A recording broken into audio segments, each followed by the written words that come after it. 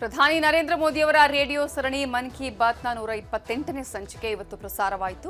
ಅಯೋಧ್ಯೆಯಲ್ಲಿ ಧರ್ಮಧ್ವಜ ಸ್ಥಾಪನೆ, ಸಂವಿಧಾನ ದಿನಾಚರಣೆ ಸೇರಿದಂತೆ ಅನೇಕ ವಿಚಾರಗಳ ಕುರಿತು ಪ್ರಧಾನಿ ಮಾತಾಡಿದ್ದಾರೆ. ವಿಶೇಷವಾಗಿ ದಕ್ಷಿಣ ಕನ್ನಡ ಜಿಲ್ಲೆಯ ಪುತ್ತೂರಿನ ಗ್ರಾಮಜನ್ಯ ಸಂಸ್ಥೆಯ ಜೇನು ಕೃಷಿ ಬಗ್ಗೆ ಮಾತಾಡಿದ್ದಾರೆ.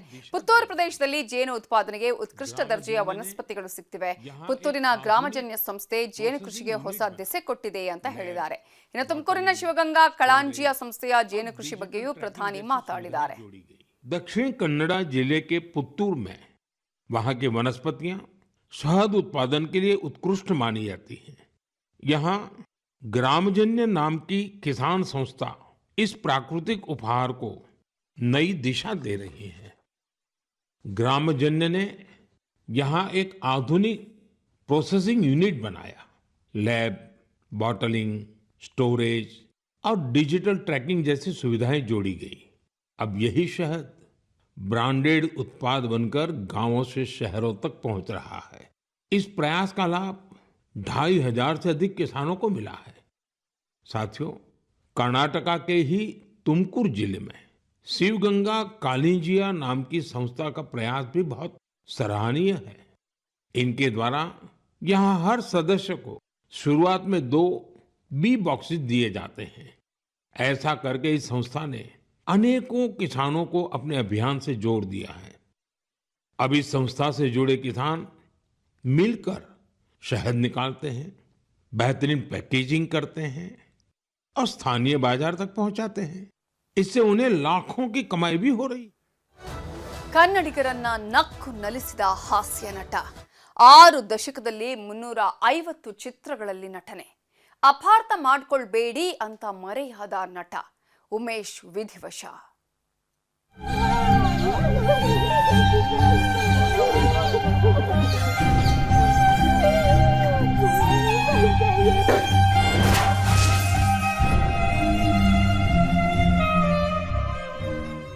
ಕ್ಯಾನ್ಸರ್ನಿಂದ ಬಳಲ್ತಾ ಇದ್ದ ಹಾಸ್ಯ ನಟ, ಪೋಷಕ ಪಾತ್ರಗಳನ್ನ ಮಾಡ್ತಾ ಇದ್ದ ಹಿರಿಯ ನಟ ಉಮೇಶ್ ವಿಧಿವಶರಾಗಿದ್ದಾರೆ. ಕಿದ್ವಾಯಿ ಆಸ್ಪತ್ರೆಯಲ್ಲಿ ಉಮೇಶ್ ಕೊನೆ ಉಸಿರೆಳೆದಿದ್ದಾರೆ. ಜೆಪಿ ನಗರದ ಉಮೇಶ್ ಅವರ ನಿವಾಸದ ಬಳಿ ವಿಧಿವಿಧಾನವನ್ನು ನೆರವೇರಿಸಿದ ಬಳಿಕ ರವೀಂದ್ರ ಕಲಾಕ್ಷೇತ್ರದಲ್ಲಿ ಅಂತಿಮ ದರ್ಶನಕ್ಕೆ ವ್ಯವಸ್ಥೆ ಮಾಡಲಾಗಿತ್ತು. ಇದೀಗ ಬ್ರಾಹ್ಮಣ ಸಂಪ್ರದಾಯದಂತೆ ಉಮೇಶ್ ಅವರ ಅಂತ್ಯಕ್ರಿಯೆಗೆ ಬನಶಂಕರಿ ಚಿತಾಗಾರದಲ್ಲಿ ಸಿದ್ಧತೆಗಳನ್ನು ನಡೆಸಲಾಗ್ತಾ ಇದೆ. ಇನ್ನು ಸಿಎಂ ಸಿದ್ದರಾಮಯ್ಯ ಕೂಡ ನಟ ಉಮೇಶ್ ಅವರ ಅಂತಿಮ ದರ್ಶನ ಪಡೆದು ಕುಟುಂಬಸ್ಥರಿಗೆ ಸಾಂತ್ವನ ಹೇಳಿದರು. ಬಳಿಕ ಮಾತನಾಡಿದ ಸಿಎಂ, ಉಮೇಶ್ ರಂಗಭೂಮಿ ಕಲಾವಿದರಾಗಿದ್ರು. ಕ್ಯಾನ್ಸರ್ನಿಂದ ಬಳಲ್ತಾ ಇದ್ದವರಿಗೆ ಉಚಿತ ಚಿಕಿತ್ಸೆ ಕೊಡೋದಕ್ಕೆ ನಾನು ಲೆಟರ್ ಕೊಟ್ಟಿದ್ದೆ. ಉಮೇಶ್ ಅವರ ಆತ್ಮಕ್ಕೆ ಶಾಂತಿ ಸಿಗಲಿ ಅಂತ ಹೇಳಿದರು. ಹಾಸ್ಯ ನಟ ಶ್ರೀ ಉಮೇಶ್ ರವರು ನಿಧನರಾಗಿದ್ದಾರೆ. ಅವರಿಗೆ ಸುಮಾರು 80 ವರ್ಷ ವಯಸ್ಸಾಗಿತ್ತು. ಅವರು ರಂಗಭೂಮಿಯಿಂದ ಬಂದಂಥವರು. ಬಹಳ ಚಿಕ್ಕ ವಯಸ್ಸಿನಲ್ಲೇ ನಾಟಕದ ಗೀಳು ಹಚ್ಕೊಂಡು ರಂಗಭೂಮಿಯಲ್ಲಿ ಕೆಲಸ ಮಾಡಿದರು. ಆಮೇಲೆ ಚಿತ್ರರಂಗದಲ್ಲೂ ಕೂಡ ಕೆಲಸ ಮಾಡಿದರು. ಅವರು ಇತ್ತೀಚೆಗೆ ಕ್ಯಾನ್ಸರ್ನಿಂದ ನರಳುತ್ತಾ ಇದ್ದರು. ನನ್ನ ಹತ್ರ ಬಂದಿದ್ರು ಒಂದು ಸಾರಿ, 2-3 ಸಾರಿ ಭೇಟಿಯಾಗಿದ್ರು.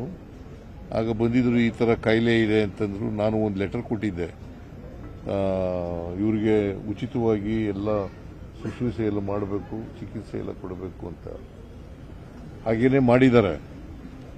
ಸೊ ಅಂತ ಒಬ್ಬ ಹಿರಿಯ ನಟ ನಮ್ಮನ್ನು ಅಗಲಿರ್ತಕ್ಕಂಥದ್ದು. ಅವರ ಮಡದಿಗೂ ಕೂಡ ಹುಷಾರಿಲ್ಲ ಅಂತ ಹೇಳಿದ್ರು ಅವರ ಮಗಳು. ಸೊ ಅಂಥವರು ನಮ್ಮನ್ನು ಅಗಲಿದ್ದಾರೆ. ಅವರ ಆತ್ಮಕ್ಕೆ ಚಿರಶಾಂತಿ ದೊರಕಲಿ ಅಂತೇಳಿ ನಾನು ಪ್ರಾರ್ಥನೆಯನ್ನು ಮಾಡ್ತೇನೆ. ಅವರ ಮಡದಿಗೂ ಕೂಡ ಗುಣವಾಗಲಿ ಅಂತೇಳಿ ಈ ಸಂದರ್ಭದಲ್ಲಿ ಪ್ರಾರ್ಥನೆ ಮಾಡ್ತೇನೆ. ಮೈಸೂರಿನವರು, ಅವರ ಆತ್ಮಕ್ಕೆ ಚಿರಶಾಂತಿ ದೊರಕಲಿ, ಅವರ ಬಂಧು ಬಳಗ ಅವರ ದುಃಖವನ್ನು ಭರಿಸ್ತಕ್ಕಂಥ ಶಕ್ತಿಯನ್ನು ನೀಡಲಿ ಅಂತೇಳಿ ಪ್ರಾರ್ಥನೆ ಮಾಡ್ತೇನೆ. ಚೆನ್ನಾಗೇ ಇದ್ರು. ಮದುವೆ ಆದಾಗಿಂದ ನಾವು ಪ್ರೀತಿಯಾಗಿ ಇದ್ವಿ, ಚೆನ್ನಾಗಿದ್ವಿ. ಒಂದು ದಿವಸನೂ ಜಗಳ ಆಡಿದವರಲ್ಲ, ಒಂದು ದಿವಸನೂ ಕೋಪ ಮಾಡ್ಕೊಂಡವರಲ್ಲ. ಎಲ್ಲ ಪ್ರೀತಿಯಾಗಿದ್ದವ್ರು. ಏನು ತಂದ್ರು ಅಷ್ಟೇ ಕೊಟ್ಕೊಂಡು ಅಷ್ಟೇ ಜೀವನ ಮಾಡ್ಕೊಂಡಿರ್ತಿದ್ದೆ ನಾನು. ಅದೇ ಒಂದು ನಮ್ಮ ವಾತ್ಸಲ್ಯ ಬಂದು ಬಳಗ. ಅದಕ್ಕೆ ಅವ್ರನ್ನ ಬಿಟ್ಟಿರೋಕ್ಕೆ ನನಗೆ ಆಗೋದು ಅಷ್ಟೊಂದು ಬೇಜಾರು ನನಗೆ. ಏನು ಮಾಡೋದು, ಇದ್ದ ಮಗನೂ ಹೊರಟೋಗ್ಬಿಟ್ಟ. ದೊಡ್ಡ ಮಗ ಇದ್ದ, ಅವನು ಹೊರಟೋಗ್ಬಿಟ್ಟ. ಇನ್ನೊಂದು ಮಗಳು ಒಬ್ಬಳಿದ್ದಾಳೆ. ನನಗೆ ಇನ್ಯಾರೂ ಇಲ್ಲ. ನಮಗೆ ಬಂದು ಬಳಗ ಇರ್ತಾರೆ, ಆದರೆ ನಮ್ಮ ಪಾಲಿಗೆ ಯಾರು ಬೇಕಲ್ಲ. ಅವ್ರು ಹೋದರೆ ಅದಕ್ಕೋಸ್ಕರ ನನಗೆ ತುಂಬ ಬೇಜಾರು. ನಾನು ಹೊರಟೋಗಿದ್ರೆ ಚೆನ್ನಾಗಿ ಇರ್ತಿತ್ತು ಅಂತ ಅನಿಸುತ್ತೆ. ಅವರನ್ನ ಉಮೇಶ್ ಅಣ್ಣ ಅಂತಾನೆ ಕರೀತಾ ಇದ್ದಿದ್ದು. ಈಗ ಮೋಡ ಮುಸುಕಿ ಹೇಗೆ ತುಂತುರು ಹನಿ ಬೀಳ್ತಾ ಇದೆ, ಜನರೆಲ್ಲ ಒಳಗಡೆನೆ ಸೇರ್ಕೋಬೇಕು, ಮನೆ ಒಳಗಡೆ, ಮನೆಯಿಂದ ಹೊರಗಡೆ ಬರೋಕ್ಕೆ ಎಷ್ಟು ಕಷ್ಟಪಡ್ತಾ ಇದ್ದಾರೋ ಅವ್ರ ಬದುಕು ಕೂಡ ಹೀಗೇ ಇತ್ತು. ಯಾವಾಗಲೂ ಮೋಡ ಮುಸುಕಿದ ವಾತಾವರಣದಂತೆ ಅವರ ಬದುಕು ಕೂಡ ಇತ್ತು. ಅವರ ಹುಟ್ಟಿದಾಗಿನಿಂದ ಸಾಯೋವರೆಗೂ ಅವರು ಸುಖವನ್ನು ಕಂಡವರಲ್ಲ.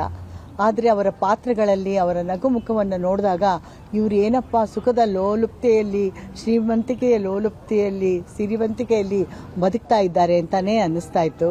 ಆದರೆ